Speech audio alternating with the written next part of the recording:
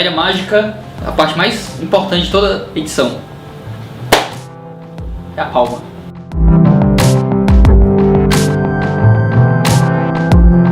Onde é que as crianças ficam durante o culto, na igreja do Senhor? Elas ficam no salão de culto, juntamente com seus pais, ou ficam numa sala que nós chamamos sala de apoio, uma parte do salão de culto, que ajuda na transição para que a criança esteja pronta, quando ela estiver pronta para participar do culto, juntamente com toda a igreja. Então a criança fica no salão de culto com os pais ou com o pai ou a mãe no salão anexo que fica como parte do salão de culto também. Mas por que não fazer um culto infantil? A razão fundamental pela qual nós não fazemos o culto infantil é baseada na doutrina do pacto.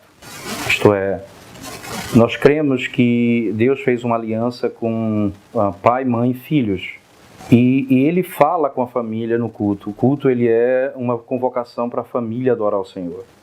Sendo um culto um princípio pactual, consequentemente, os pais, juntamente com os filhos, eles renderão louvores a Deus na congregação, ouvindo a pregação e respondendo à pregação. Então, as crianças participam por questão da doutrina fundamental da Igreja Presbiteriana, que é a doutrina pactual. São filhos da aliança.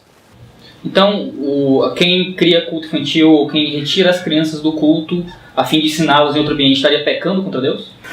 Eu não diria pecando contra Deus. Eu diria, se são presbiterianos, eles não aplicam a doutrina do pacto à última instância. Se não são, fazem porque não conhecem a doutrina do pacto solidamente, né? Então, eu não diria que é um pecado contra Deus, mas certamente uma falta de entendimento da doutrina. Não seria um padrão ideal, né? Não seria um padrão ideal, perfeitamente. Isso não seria um retrocesso ante todo o avanço que a gente teve com relação à pedagogia e ao ensino com as crianças? Não, a gente estaria simplesmente retrocedendo com relação ao avanço do conhecimento que os seres humanos tiveram e que os homens receberam, simplesmente para seguir algum tradicionalismo ou algo do tipo? Nós temos essa perspectiva quando nós falamos de escola dominical. Nós dividimos em classes, nós temos as idades definidas em grupos específicos. Mas no culto nós entendemos que não foi essa a proposta de Deus quando instituiu a adoração ao seu nome. Eu imagino e creio que o apóstolo Paulo, quando escreveu a carta aos Efésios, no capítulo 6, e a carta era lida à igreja, ele diz: filhos, obedecei vossos pais. Ele está se dirigindo às crianças no culto, que deveriam então obedecer aos seus pais. Então, certamente não é um retrocesso. Não é um retrocesso porque é voltar à Bíblia, às Escrituras Sagradas. Segundo, o efeito daquilo que se chama evolução não tem sido positivo, se nós vamos ser pragmáticos, né? Só usar o argumento pragmático. Então você tem hoje uma juventude que não consegue mais adorar a Deus com seus pais. Elas precisam de um culto para elas. Então você tem um culto jovem, um culto para os idosos, um culto... porque elas cresceram vivendo assim. Então, na realidade, o retorno a esse conceito é a restauração do culto da família, o culto prestado a Deus juntamente com toda a família.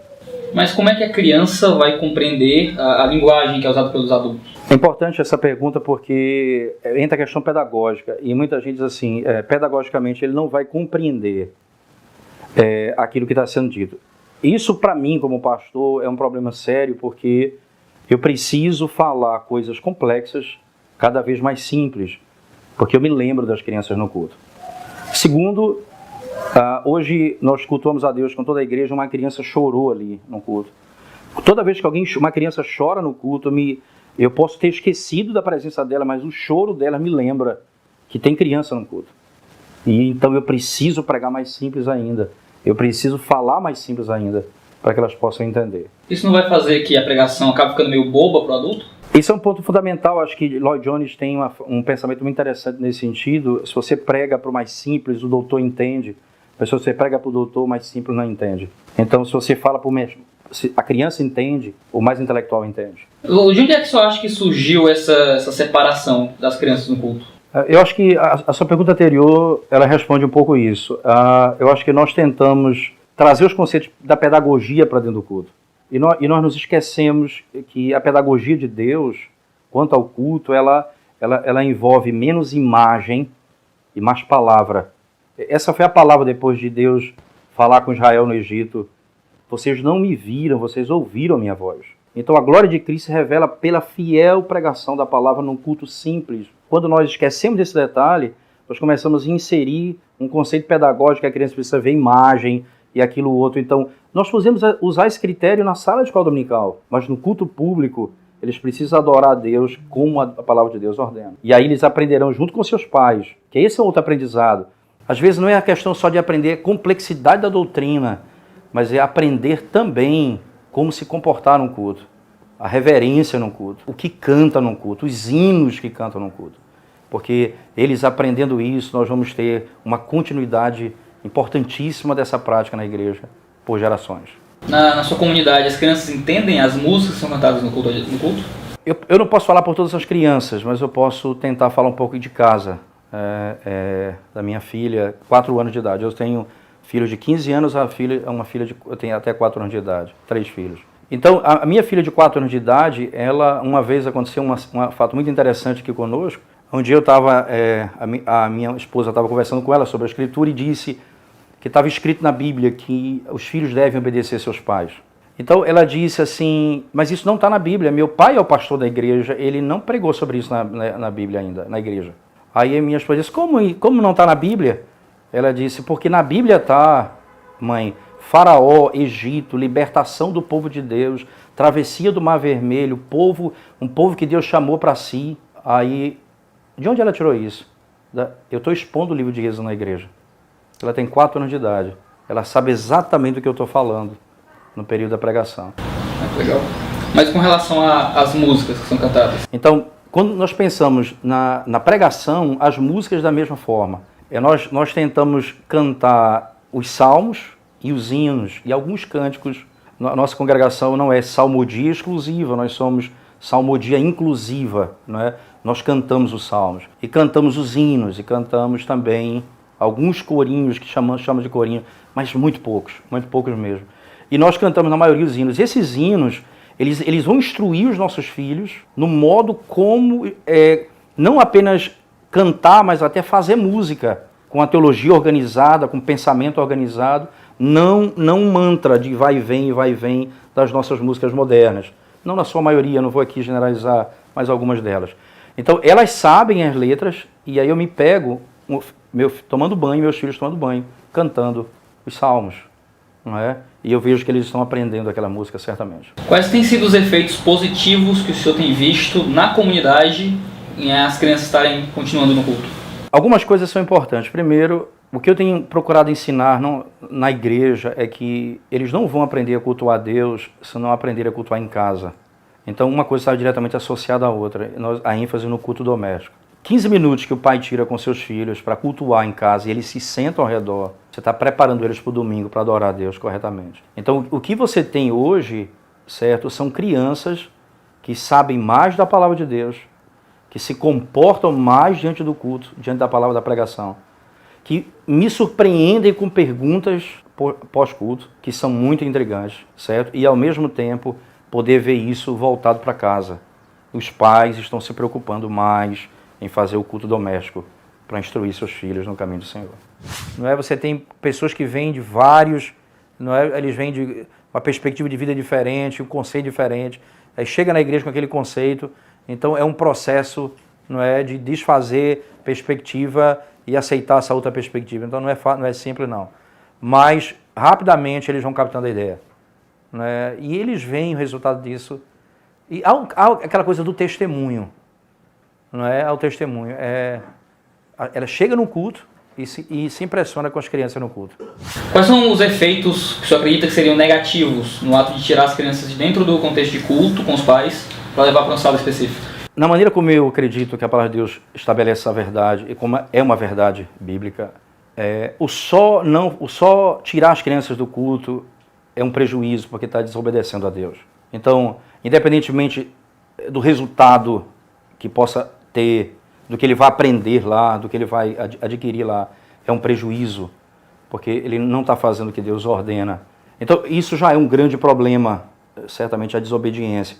A desobediência, entenda, aqueles que creem, que entendem assim e não fazem, porque eu acredito que tem muitos que fazem na ignorância, por não conhecer exatamente. Mas o grande prejuízo mesmo ele se dá em médio e longo prazo. Vou dar um exemplo para você. Uma grande igreja aqui na cidade de Recife me procurou uma pessoa que cuida do culto infantil na igreja. Disse, pastor, eu estou preocupada porque meu filho de 12 anos não consegue ficar num culto. 12 anos ela cuida das crianças na hora de culto e ele ficava com ela. Agora ele não consegue voltar para assistir o culto. Ele não se adequa à pregação, porque tinha uma palavra para ele na linguagem dele. Ele não se adequa ao cântico que se canta na igreja, porque a música ela era diferente dessa que ele escuta na igreja. Então ela disse, o que é que eu faço? Eu falei, abandone esse trabalho e vai cuidar do seu filho. Vai ajudá-lo, porque ele precisa de socorro. 12 anos, crianças com 12 anos que nunca ouviram a pregação do pastor. 12 anos que nunca ouviram a Santa Ceia, nunca viram a Santa Ceia na igreja. 12 anos que nunca viram a mesa ser posta, que participam apenas por imagens numa sala, mas nunca viram o drama realizado ao vivo no culto público. Grande prejuízo para a igreja. E quando as crianças choram no culto, elas não correm de um lado para o outro, não choram, não fazem barulho, não atrapalham? Aconteceu isso no início. Eu insistentemente disse, não pensem que eu estou ficando com raiva. Eu quero que vocês eduquem seus filhos. Eu não estou com raiva. Eu disse isso e repito. O choro dos seus filhos me lembra. Os filhos da aliança estão com seus pais sentados no colo deles, adorando a Deus juntamente conosco. Então eu lembro disso, não me irrito com nada do seu choro. Agora, eu posso falar com o pai posteriormente, quando vejo que o filho chora e ele não o educa. Isso realmente não é correto. Mas ele está educando o filho, ele está instruindo, o filho chora, ele vai e volta. Isso é parte de um processo. No início foi assim. Hoje, nós temos quase zero problema nessa área na congregação, graças a Deus. Vocês têm uma salinha ali, acústica, né? Isso, chama-se sala de apoio. Essa sala de apoio, ou sala, na realidade é sala de apoio, mas tem um nomezinho também que é sala de treinamento. Essa sala de treinamento, ela tem uma função. Ela é parte do salão de culto, completamente. Então, eu vejo quem está lá, eu vejo os pais, eu vejo os filhos, eu me dirijo a eles na pregação. Eles me veem, eles me escutam, mas eu não posso escutá-los. Então, se o pai for educar o filho dele a prestar atenção no culto, se a criança está chorando por alguma razão, se a mãe precisa amamentar a criança que está chorando, que é natural que aconteça isso, ela vai para lá, não vai atrapalhar o culto e não perde nada do culto. Mas tudo isso com um processo de que ela comece a instruir o filho para mais cedo possível estar no salão de culto com toda a igreja adorando a Deus. Nós éramos 3 ou 4 famílias iniciando o trabalho e desde o princípio nós estabelecemos que, com base nos conceitos teológicos e aquilo que nós cremos sobre a doutrina do pacto, que seria assim. Então, as primeiras dificuldades foram com as 4 primeiras famílias, com as crianças. Logo resolveu e os que foram chegando, eles naturalmente foram tendo um pouco de sofrimento, mas foram se adequando. Os que persistiram, hoje colhem um fruto muito interessante. Tem seus filhos no culto completamente, participando do culto com eles. Né? E quanto ao caso das pessoas que participaram de culto infantil a vida inteira e que isso foi benéfico para elas continuaram crescendo como homens de Deus e aprenderam e se adaptaram aos cultos. Muitas pessoas participaram de culto infantil e isso de algum modo foi muito positivo para elas. Como é que a gente explica esse tipo de situação? Eu diria o seguinte, entendendo que existe uma doutrina, e a doutrina, ela sendo obedecida, ela tem efeitos. Acredito também que, como a Bíblia ensina, existem fatores ou práticas na vida que nós não fazemos de acordo com aquilo que é ordenado, mas que os efeitos não são tão negativos assim. São positivos até em alguma esfera ali e acolá. Isso não torna o nosso erro em acerto. Não é? Isso não vai fazer com que essa misericórdia de Deus, essa compaixão que ele teve em não levar a criança para o outro lado, não vai tornar essa prática correta, coerente. A obediência à palavra, ela é o ponto, é a questão aqui. Então, por exemplo, Deus disse o seguinte a Moisés, que levou a razão pela qual ele não entrou na terra prometida. Fala a pedra para que ela produza, para que saia água. Ele feriu a pedra 2 vezes. O efeito foi o mesmo. Se ele tivesse falado, teria saído água. Ele feriu a pedra e saiu água. Mas ele foi condenado porque ele feriu a água. Ele não foi condenado pelo resultado, porque ele não fez o que Deus mandou. Muitas vezes o resultado das nossas práticas elas não vão ser a razão do nosso julgamento, mas sim a motivação das nossas práticas. Então, certamente, a obediência à palavra é o ponto. O efeito disso, ali e acolá, em alguma vida, alguma pessoa que não fez o certo, mas é mais ou menos dizer assim, aí eu casei com ímpio e ele depois se converteu. Logo, casar com ímpio é um princípio bíblico. Então, esse tipo de lógica não caberia nesse aspecto. Por isso, se é uma explicação bíblica, se nós cremos que é um princípio doutrinário fundamentado, nós temos só que seguir isso aí. Deus há de nos abençoar no final. E com relação à ceia, as crianças permanecem no culto durante a ceia? Na ceia e na pregação da palavra, isto é, no culto público completo, do início ao fim. A Santa Ceia, ela tem um princípio muito importante, que é até muito mal utilizado pelos que defendem a pedocomunhão. A palavra pedocomunhão significa os que acreditam que as crianças têm também que participar da ceia do Senhor, não apenas assistindo, mas assentado à mesa junto com seus pais. Êxodo capítulo 12 diz assim, institui-se a Páscoa. E logo em seguida, no mesmo capítulo 12, ele diz, esse será um memorial para todas as gerações, e quando os teus filhos te perguntarem, o que é isso? Você dirá, o Senhor nos tirou com a mão poderosa do Egito. É uma hora extraordinária de evangelizar o seu filho. Não, o sacramento não é para salvação, porque o sacramento é para os que creram. A salvação é pela palavra, pela pregação da palavra. Mas o sacramento pode ser utilizado como pregação da palavra. Em que sentido? O filho vê o pai pegando o pão e diz, por que eu não posso? O que é isso que o Senhor está fazendo? Ele diz, isso aqui é porque Cristo deu a vida por nós. Ele morreu por mim, por sua mãe e por nossa casa. E nós precisamos, para comer e assentar-se à mesa com ele, eu preciso professar a fé publicamente. E você vai colocando no coração do seu filho desde cedo o desejo de fazer isso o mais rápido possível. De professar a fé. É um momento importante para a igreja. De comunhão, de ensino e didática para toda a igreja.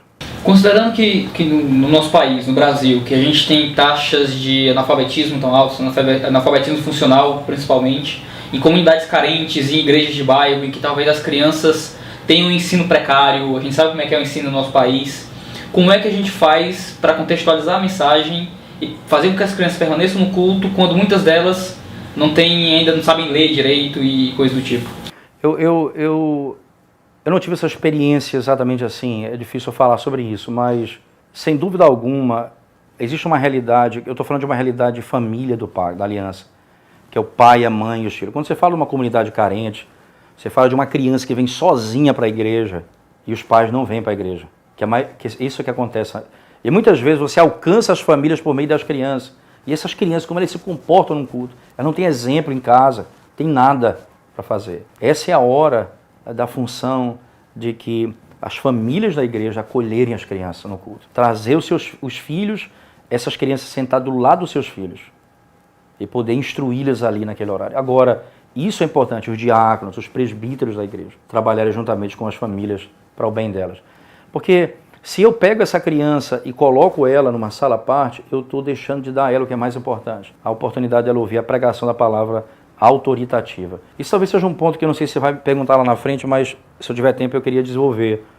Nós cremos que a pregação da palavra de Deus só é possível no culto público por aqueles que foram ordenados ao ministério, isto é, aqueles que foram chamados para ser pregador da palavra de Deus. Na realidade, a pregação ela é ordenada por aqueles que tiveram a imposição das mãos do presbitério, como diz o apóstolo Paulo a Timóteo.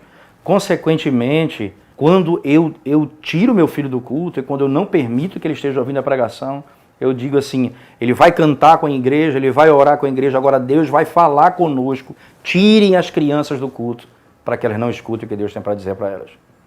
Uma coisa é a escola dominical, outra coisa é a pregação da palavra. Não é? A pregação ela é feita por aqueles que Deus, no presbitério, houve a imposição de mãos. Então, é o que Paulo diz, não sejam precipitados na imposição de mãos. Não ponha a mão à cabeça de todo mundo, porque esses vão ser os responsáveis pela pregação da palavra. E esse é o princípio. Logo, não é? Você tem alguém que Deus chamou e vocacionou para esse trabalho, e você diz assim, não, nós resolvemos colocar professores de escola dominical. Não que eles vão ensinar heresia, não que eles vão ensinar erro, não, eu não tenho dúvida disso. Não é? Mas há um princípio na pregação, há uma diferença entre ensinar e pregar. Há uma diferença entre instruir e assim diz o Senhor. Isso é diferente, certo? Esse assim diz o Senhor, isso procede do púlpito da pregação fiel da palavra de Deus, né?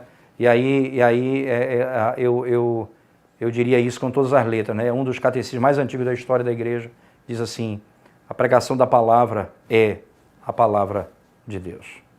Se uma comunidade local que tem culto infantil quer acabar com o culto infantil e trazer as crianças para o culto, que conselho o senhor daria para que eles fizessem bem essa transição? Primeira coisa, a liderança tem que estar convicta que isso tem que ser feito. Segundo, instruir as famílias da igreja, os pais. E é um trabalho pastoral, não adianta, não é uma decisão do púlpito que vai resolver isso da noite para o dia. É um trabalho pastoral, visitação. Visitar e dar nas mãos das famílias material para culto doméstico. Instruir os pais a fazer o culto doméstico com os filhos em casa. E isso certamente terá um efeito positivo na aplicação do culto na igreja. Então, a primeira transição é restaurar o culto doméstico. A segunda grande transição é fazer com que você veja o efeito do culto doméstico no culto público. As crianças começarão a prestar mais atenção no culto a Deus, sem dúvida alguma. Eu não diria utópico, certamente é complexo. Você imaginar uma igreja hoje com seus 1000 membros, não é?